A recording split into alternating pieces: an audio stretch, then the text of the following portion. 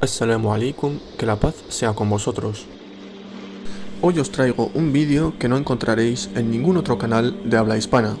El tema de hoy son las diferentes traducciones malintencionadas sobre el libro sagrado del Islam, el Corán.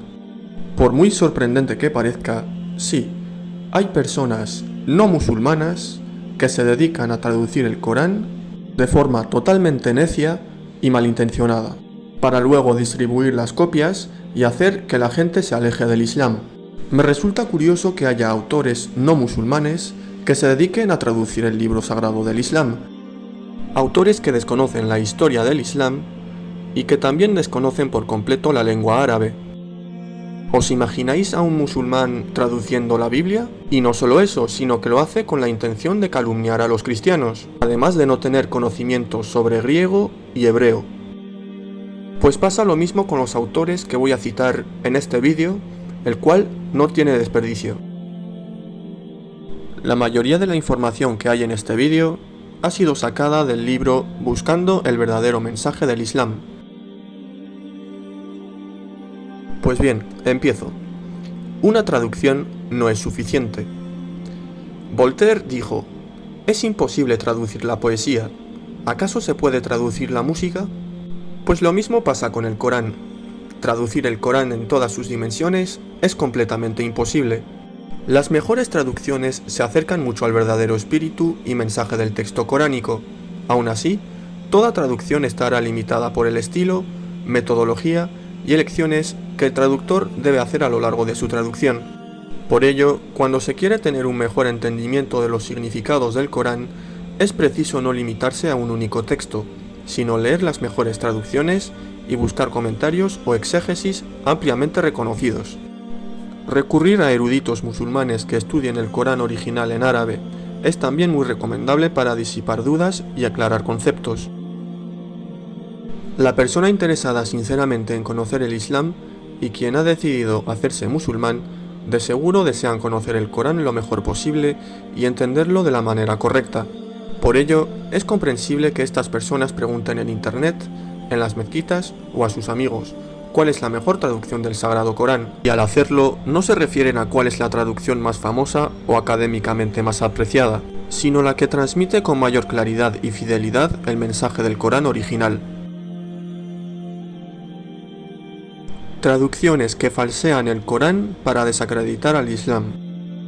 Pedro el Venerable, abad del monasterio benedictino de Cluny en Francia, convocó en el siglo XII a un equipo de traductores para hacer una versión en latín del Corán y escribir un cuerpo de textos sobre el Islam, con el único objetivo de refutarlo, desacreditarlo y alejar a los cristianos de la tentación de conocer el mensaje del profeta Muhammad, que la paz y las bendiciones de Dios sean con él.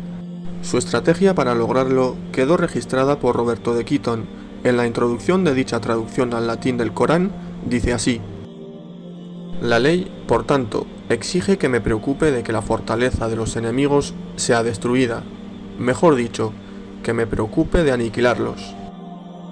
Desde entonces, se han hecho diversos esfuerzos para satanizar a los musulmanes, haciendo traducciones que, además de acomodadas y embaucadoras, suelen acompañarse de comentarios venenosos que procuran despertar el rechazo contra la comunidad musulmana. El idioma español no ha sido ajeno a esto, al contrario, ha sido una de las grandes fuentes de la islamofobia. Los títulos de algunas de estas traducciones reflejan claramente la visión con la que fueron realizadas, como por ejemplo Al Coranus Infelicium Sarracenorum, el Corán de los infelices sarracenos, Marcos de Toledo, 1184, y Al Corán en letra de cristianos, Anónimo, 1606. Los resultados de estos esfuerzos no siempre han sido los esperados. Ya desde el primer intento, la Iglesia de Roma sospechaba que el Corán, incluso desfigurado en estas traducciones, podía llegar a cautivar los corazones occidentales. Esta fue la razón de que el Corán al latín que terminó Roberto de Quitton en 1143, titulada La ley del falso profeta Mahoma, no fue publicada hasta 1543. La Iglesia temía que pudiera animar a los cristianos a conocer el Islam. Todavía en la actualidad, muchas personas han llegado a convertirse a la fe islámica tras leer alguna de estas traducciones amañadas. Sin embargo, la traducción de Keaton tuvo éxito en alimentar y mantener prejuicios en relación al Islam y los musulmanes, y hasta hoy continúan los esfuerzos para refrenar el avance del Islam en el mundo difundiendo este tipo de textos amañados. En 1698 apareció la traducción del sacerdote italiano Ludovico Marracci, quien según sus propias palabras pretendía, y cito textualmente, degollar a Goliat con su propia espada, es decir, destruir al Islam con el Corán mismo traducido a su acomodo. Se trata de una obra en 2 tomos, el primero, Prodromus, dedicado enteramente a falsear la historia y el mensaje del Islam y de su profeta. El segundo, Refutatio al Corani, es una traducción del texto del Corán al latín hecha específicamente con la intención de refutar el libro sagrado de los musulmanes. Las traducciones de Keaton y Marracci se convirtieron en las más conocidas y citadas por los orientalistas en sus tratados sobre el Islam. Obras de todo calibre se escribieron con base en estas traducciones para, entre comillas, demostrar la superioridad del cristianismo y la estupidez de los musulmanes. Entre estas obras destacan en idioma español Confusión de la secta mahomética y del Alcorán, de Juan Andrés de Játiva, 1515, reeditada en 2003 por Editorial Regional de Extremadura, y la polémica antiislámica Sermones, del obispo Martín García, 1517. La traducción islamófoba moderna más conocida y difundida del Corán es la traducción del texto en latín de Marracci al francés, hecha por el orientalista polaco-judío Alberto Kazimierski de Bieberstein en 1832, y que fue parte de su trabajo como intérprete de la Legión francesa en Persia. La publicó la editorial Charpentier Librairie Éditeur de Paris, Francia, en 1840, y fue reeditada por Éditions Garnier Flammarion en 1970 y por Jean de Bonneau en 1997. Este texto ha sido la fuente de la mayoría de las traducciones islamófobas al español, hechas por traductores que desconocían la lengua árabe y que, por tanto, jamás leyeron el Corán original. Todas las traducciones modernas del Corán al español que se expondrán a continuación toman como base la versión francesa de Kazimierski o la de Savary, y están movidas por el mismo espíritu de estas, algunas acompañadas igualmente por las supuestas refutaciones de Marracci. Estas son las favoritas de los islamófobos actuales, por razones obvias. Traducción de Juan Bautista Bergua, publicada por Librería Editorial Bergua en 1931 en Málaga, España. De un positivismo extremo, está marcada por las opiniones que el traductor expresa en su introducción, donde afirma que el Corán es obra de Muhammad sallallahu alaihi wasallam y no de una revelación divina. Lo que se puede esperar de esta traducción se refleja en otra obra del mismo autor, Historia de las religiones, en 4 volúmenes, que es un resumen estructuralista y eurocentrista que muestra a todas las creencias religiosas de la historia de la humanidad como una evolución lineal de la insensatez humana hasta el culmen máximo de la mitología absurda y risible, que según el autor es el cristianismo. Ya en la introducción, Bergua se muestra ofensivo al llamar al Islam en ocasiones islamismo y en otras ocasiones mahometismo, término utilizado en el medievo por los cristianos que, desconociendo por completo el Islam, creían que los musulmanes adoraban a Mahoma como ellos adoran a Cristo. Luego, y haciendo alarde de su desconocimiento del Islam y de la vida de Muhammad sallallahu alaihi wasallam, califica el Corán de aburrido por repetitivo, especialmente por dedicarse demasiado a alabar a Dios. Y de ahí en adelante, el autor no hace más que esforzarse en convencer al lector de que el Corán es un libro que apenas sí vale la pena conocer, haciendo parecer que ha sido casi un suplicio su traducción, pues, para él, nada hay más ridículo que creer en Dios y en lo sobrenatural. En una ocasión el autor dijo: el Corán fue un libro ciertamente extraordinario, pero hoy todo cuanto entonces inspiraba sin duda terror, mueve a risa. Mahoma no era un hombre ordinario, pero como carecía de fantasía, tuvo que limitarse a construir su religión mediante materiales empleados ya en otras.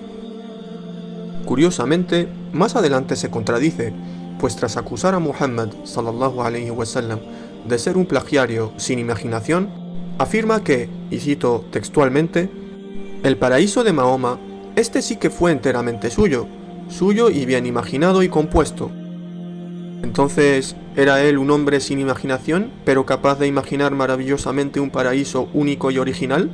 Luego, Verwa se descarga contra el Antiguo Testamento, asegurando que el Dios del que hablan los profetas judíos, siendo el mismo Dios del Corán, es, y cito textualmente, además de tonto, de una vanidad incomprensible y ridícula.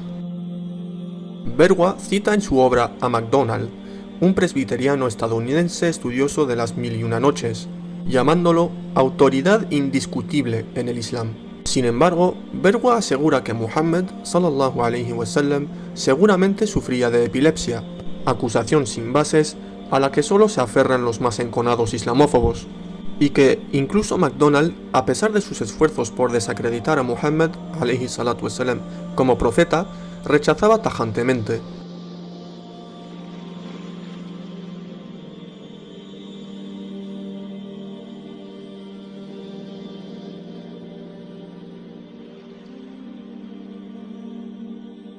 Y en verdad, no se puede pensar que un epiléptico, justo delante de sus ataques de epilepsia, pudiera legislar en el más elevado árabe que jamás ha existido y con la belleza única del Corán, los amplios derechos que el Islam da a la mujer, adelantándose 1400 años a las luchas de las feministas de la sociedad occidental, así como muchos otros temas, economía, política, comercio, etc.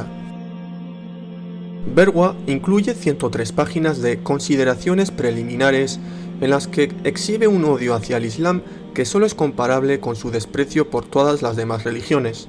Su discurso resulta a tal punto absurdo, contradictorio y sin sustento histórico ni filosófico, que en ocasiones pareciera no haber hecho traducción alguna del Corán y no haber leído jamás su texto.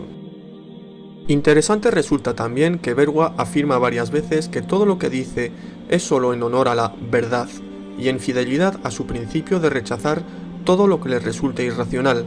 En efecto, en un punto compara la creencia en Dios con la creencia en la supuesta cuarta dimensión, cuya existencia defienden los matemáticos.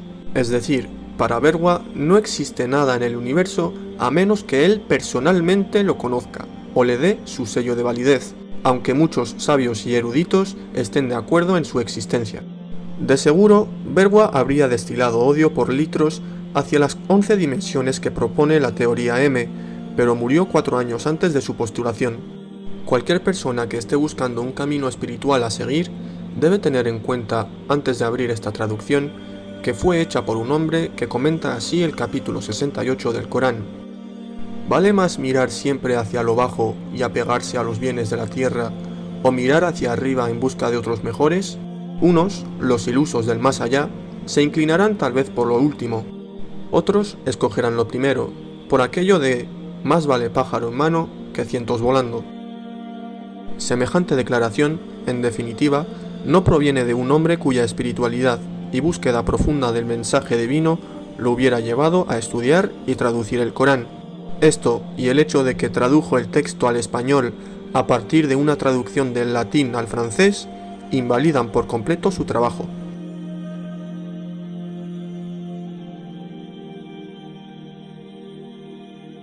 Traducción de J.C.P.R. Publicada por Fapa Ediciones de Barcelona, España, dentro de su colección Ave Fénix en 2001 y reeditada por Galaxia del Libro en 2002 y por Grupo Editorial Tomo en México en 2007, se disputa con la de Verwa el título a la peor traducción, tanto por el desconocimiento absoluto del Islam y sus conceptos, como por la mala intención del traductor que, de forma deliberada y grosera, trastoca y traiciona el mensaje del Corán en una traducción que es francamente ofensiva para los musulmanes. Para comenzar, la edición de 2007 aparece con una supuesta imagen de Muhammad sallallahu alaihi wasallam en la solapa de la portada, lo que ya es una ofensa contra la comunidad musulmana. Y aquí me gustaría hacer un comentario personal respecto a este tema. He visto que muchas páginas islamófobas o vídeos de YouTube, creyéndose expertos en el Islam solo por copiar y pegar falacias, no saben de que los musulmanes no representamos al profeta ni a su familia en forma alguna, porque toda imagen religiosa y toda representación de Dios y de sus profetas están prohibidas en el Islam. Y esto me recuerda a un vídeo que me salió en recomendados en YouTube, cuya miniatura os expondré aquí. Como veis, aparece con una supuesta foto de Mahoma, la cual ya de antemano demuestra que la persona que haya subido el vídeo no tiene ni puñetera idea del Islam. Siendo sinceros, nada de nada, ya que seguramente habrá buscado en Google Imágenes foto de Mahoma y le habrá aparecido esta, de la cual no sabe de que se trata de una foto de una secta llamada chiitas, que ni siquiera es la representación del profeta. O sea, en la imagen pone Ali, no pone Mohammed, pone Ali, pero claro, no sabe leer, no sabe árabe, no sabe nada del Islam y pone cualquier foto. En fin, sigo con la exposición de las traducciones malintencionadas. A lo largo del libro, el traductor llama a los musulmanes mahometanos. El uso de los términos Mahoma, mahometano y mahometismo ha sido tradicionalmente utilizado por los islamófobos para insultar a los musulmanes, denigrar la fe del Islam y confundir a los no musulmanes con conceptos errados respecto a la religión islámica. El nombre del autor permanece velado. De hecho, en las versiones digitales ni siquiera aparece la sigla JCPR. Sin embargo, se ha logrado determinar que esta versión está basada en la traducción de Vicente Ortiz de la Puebla, que se expondrá más adelante. Además de desconocer el árabe, el traductor muestra un dominio deficiente del español, pues el texto presenta términos tan mal escogidos que parecen fuera de contexto. Por ejemplo, en la Sura 12, versículo 43, usa la palabra magnates, donde otros traductores utilizan cortesanos o dignatarios. También deja palabras árabes sin traducir, que oscurecen aún más el texto, como por ejemplo en el capítulo 9, versículo 100. Dios volvió al profeta y a los muhajeres y a los ansares, que le habían seguido en la hora de la aflicción. Para quien desconoce el Islam y su historia, la anterior frase no tiene mucho significado. O en la Sura 39, versículo 71, los infieles serán empujados en tropas hacia la Gehenna. En ocasiones, el intento de cambiar el sentido de un versículo es sutil, como en la Sura 26, versículo 3, donde aparece: tú te consumes de aflicción porque no quieren creer, mientras que Muhammad Aisa García traduce con más exactitud: ¿es que vas a consumirte de tanto pesar porque tu gente se niega a creer? Pero en otras ocasiones, la mala intención es muy evidente, como en la Sura 7, versículo 58, donde aparece: en un país bueno, las plantas germinan abundantemente con el permiso de Dios. En el malo, vienen muy escasas.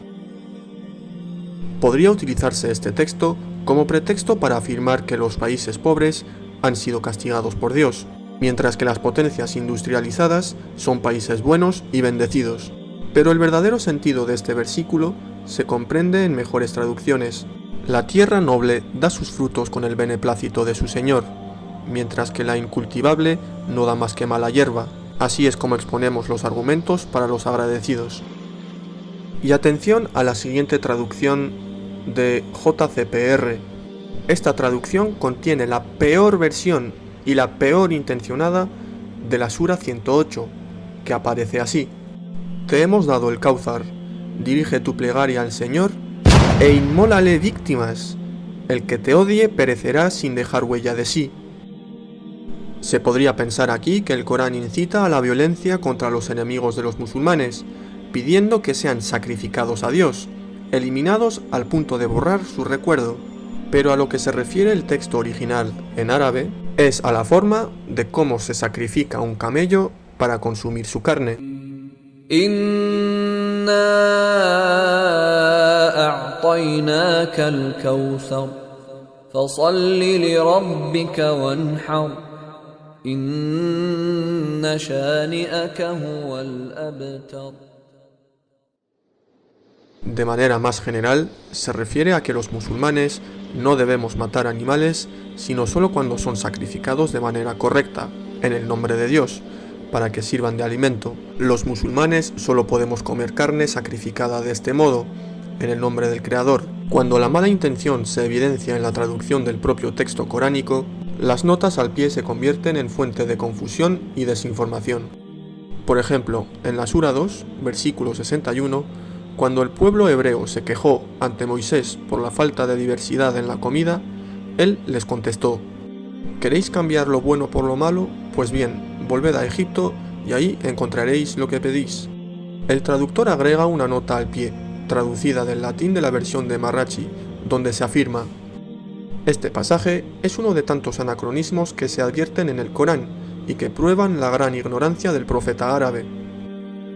Además de demostrar la completa ignorancia de Marrachi y del traductor sobre la ciencia de la exégesis del Corán y sobre el contexto en que fue revelada esta aleya, ambos exhiben aquí su animadversión hacia el Islam y su profeta, cuya biografía desconocen también.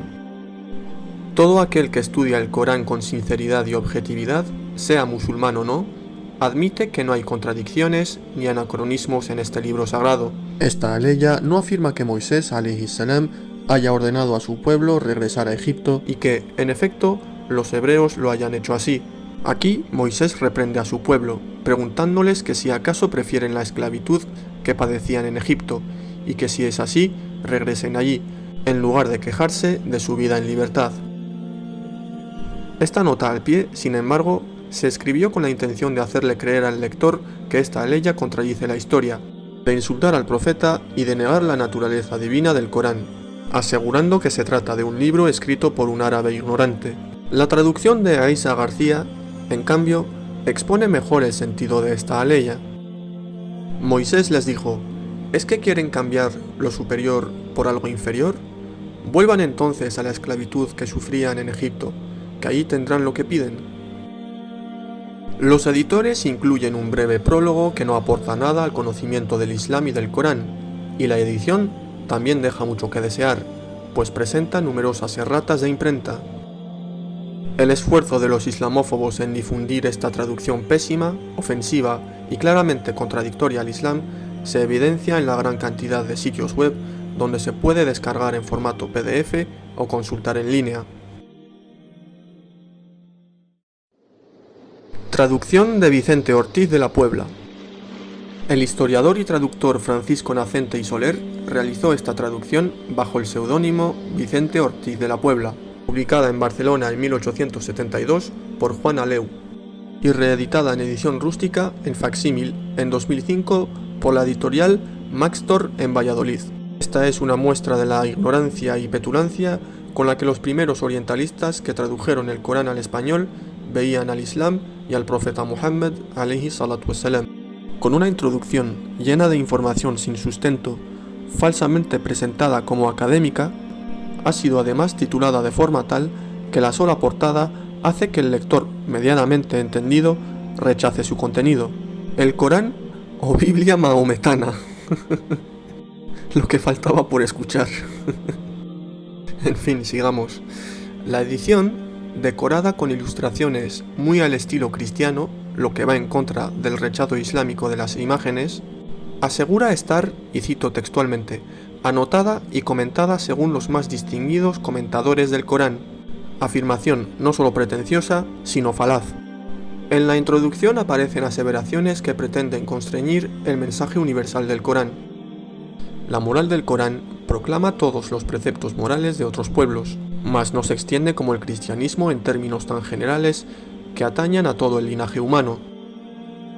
Pero esta afirmación va en contra de sus propios textos sagrados, pues estos afirman que el mensaje de Jesús fue solo para las ovejas perdidas de Israel. Mateo 10, 5 y 6, Mateo 15, 22 al 28 y Marcos 7, del 25 al 30, mientras que el de Muhammad, alayhi salatu wassalam, fue para toda la humanidad.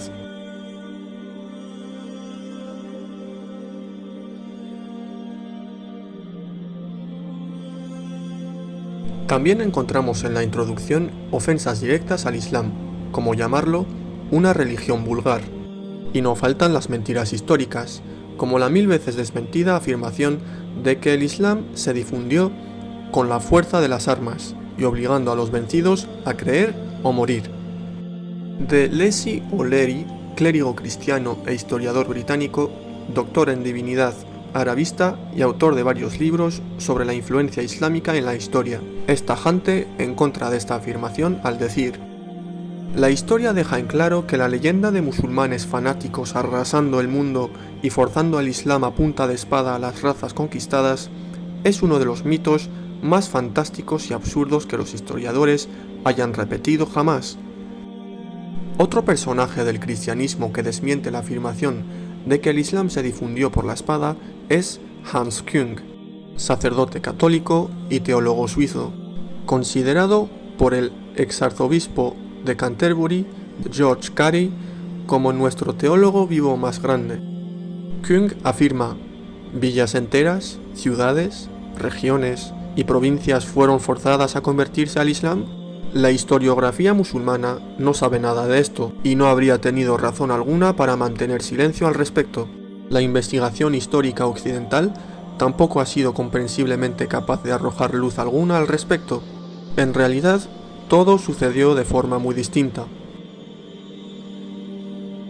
La ausencia de ejércitos musulmanes que hubieran podido forzar la aceptación del Islam en Indonesia, el país con la mayor población musulmana de todo el mundo, y en Malasia, es una prueba indiscutible de que el Islam no se ha difundido por la fuerza de la espada, así como el hecho de que hoy en día es la religión de mayor crecimiento en el mundo sin que haya un solo ejército musulmán obligando a los europeos, estadounidenses y latinoamericanos a cambiar de religión. Esta traducción no está hecha a partir del texto coránico árabe, sino de varias traducciones a lenguas europeas, tomando como base principal la traducción del latín al francés de Kazimierski. El desconocimiento del árabe, la escogencia de una traducción u otra para acomodar el texto final en español a sus intereses y el deseo de desacreditar el Islam se reflejan no solo en el título y en lo amañado de la traducción, sino en la supuesta biografía de Mahoma, agregada al final del libro para reforzar una serie de desinformaciones, malos entendidos, prejuicios y mentiras respecto a la historia del Islam y a la vida de su profeta sallallahu alaihi wasallam. Todos los comentarios son los mismos que acompañan la traducción de JCPR, que es una revisión de esta, provenientes de la traducción al latín de Marrachi. Lo único que hace a esta traducción diferente de las anteriormente descritas es que el traductor demuestra un manejo ligeramente mejor del idioma español, si bien se trata de un español antiguo que hoy nos resulta distante y ajeno. Y voy a concluir este extenso vídeo con la traducción de Joaquín García Bravo. Esta traducción, publicada en 1907 en Barcelona por Imprenta Luis Tasso y disponible hoy en varias ediciones, entre ellas la de Editorial Época de México, es menos descarada que las demás en su islamofobia, pero no deja por ello de ser un texto realizado con miras a desacreditar el Islam y difundir prejuicios contra los musulmanes. Es una traducción al español del texto francés de Savary. El traductor, a través de sus comentarios, insiste en tratar de convencer al lector de que Muhammad sallallahu alaihi wasallam es el autor del Corán, o más bien el único coautor conocido.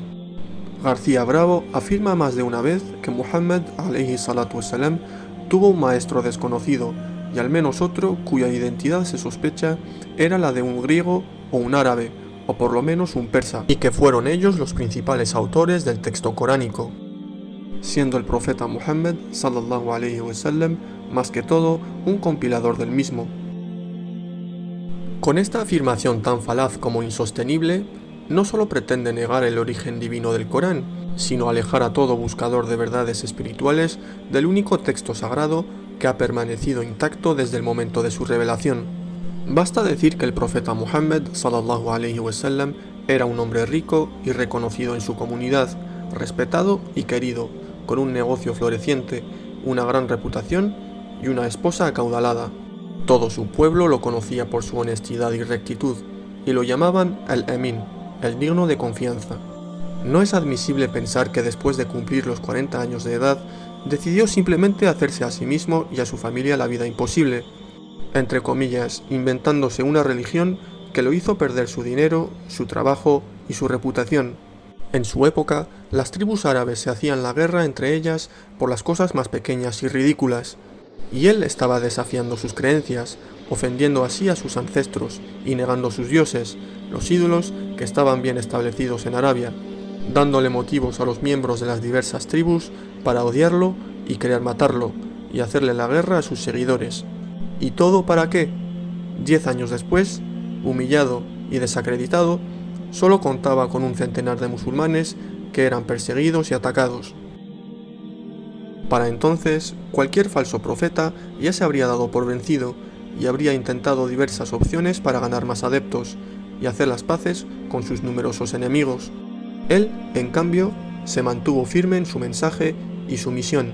Los dirigentes de su nación le habían ofrecido convertirlo en rey y darle poder y riquezas sin precedentes en la historia de su pueblo, a cambio de que renunciara a transmitir el mensaje del Islam, pero él rechazó los bienes terrenales. Incluso años después, cuando se convirtió en el dirigente del primer estado árabe de la historia, siguió viviendo con austeridad y estrechez. ¿Son estas las características de alguien que hubiera engañado a su gente para hacerles creer que tenía un mensaje proveniente de Dios, entregándoles un libro inventado por unos supuestos personajes de los que la historia jamás ha podido dar cuenta? ¿Y cómo pudo él, solo o con ayuda, escribir un libro que contiene un sistema social, jurídico y económico tan completo que sirvió para construir en menos de un siglo la mayor civilización de su tiempo y la más influyente hasta nuestros días a partir de ceros? Sobre todo teniendo en cuenta que el profeta Muhammad sallallahu alaihi wasallam era iletrado, es decir, no sabía leer ni escribir. Aquellos que gustan de alimentar la falsa imagen del Islam como religión opresora de la mujer son felices citando la traducción que hace García Bravo del versículo 34 de la Sura 4. Los hombres son superiores a las mujeres a causa de las cualidades por medio de las cuales Allah ha elevado a estos por encima de aquellas, y porque los hombres emplean sus bienes en dotar a las mujeres. Las mujeres virtuosas son obedientes y sumisas. Conservan cuidadosamente durante la ausencia de sus maridos lo que Allah ha ordenado que se conserve intacto.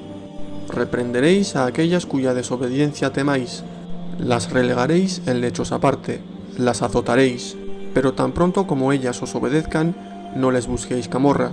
Dios es elevado y grande.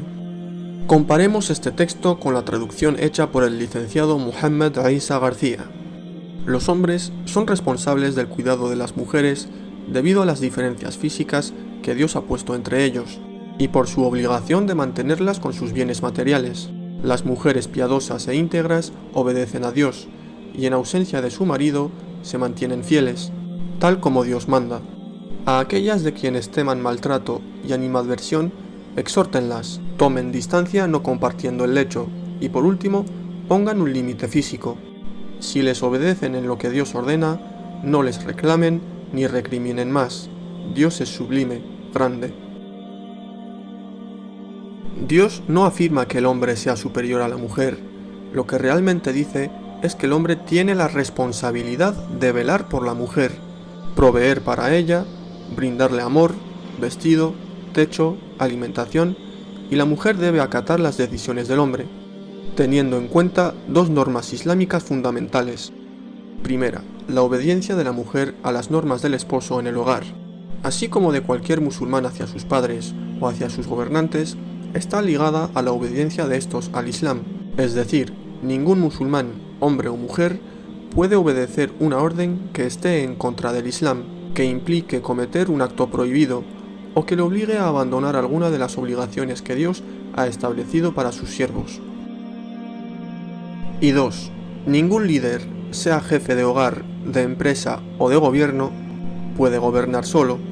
Debe primero apegarse a la ley islámica y segundo, debe consultar a su comunidad, que en el caso del matrimonio es la esposa, antes de tomar una decisión. La mujer, pues, no está sometida al hombre, ni el hombre a la mujer, sino que ambos se someten voluntariamente a Dios. Es en este contexto que debe entenderse la ley ya citada. Igualmente, la traducción del verbo daraba por azotar, como aparece también en las traducciones de JCPR y Vicente Ortiz, Es infame y totalmente ajena al Islam, que tiene un respeto profundo por la mujer. Este verbo tiene una enorme cantidad de significados. Para entender mejor el tema, os recomiendo ver uno de mis vídeos, el cual explica el significado de este versículo. Pondré la miniatura en pantalla para que podáis identificar el vídeo.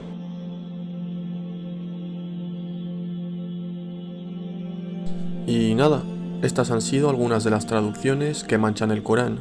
Si algún islamófobo cita un versículo del Corán, preguntadle de qué traducción lo han sacado y de qué página lo han sacado, ya que ellos nunca contrastan la información, solo se limitan a copiar y pegar sin tener conocimiento de nada.